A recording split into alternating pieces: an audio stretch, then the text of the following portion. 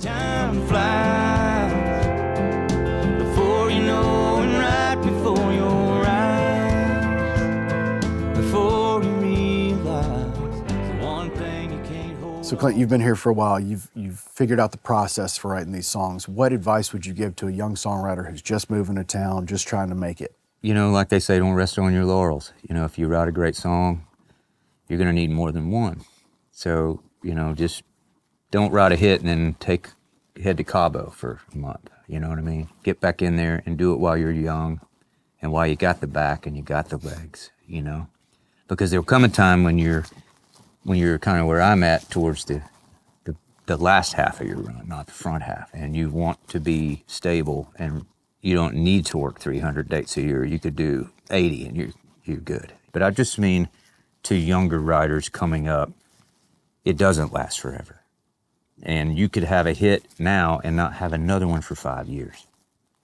So stretch your money, find other ways to generate revenue that also enhance what you're doing. It's like, truthfully, I started doing shows because it was relatable to my music, and it gave me a place to go try my song out.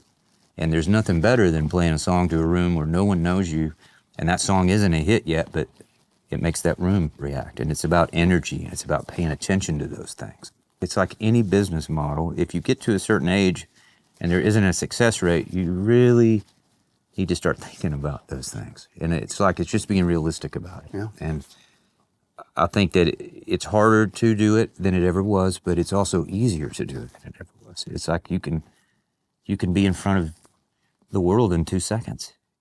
And, you know, I was fortunate enough to get another shot. And, you know, when life gives you a second chance, it's like anybody out there that's in this business, if you do get a second opportunity to redeem yourself, nurture it. I had a really great record deals, and it was great because I got to work with the best industry people, you know, Tim DuBois and Sure. Jerry Bradley. It was just great because they really were successful business people. It's like I can't stress to young people in the business, if you're going to listen to someone's advice, make sure they're successful, right? There's a lot of people in the music, but there's not a lot of people in the music business. Before you know, and right before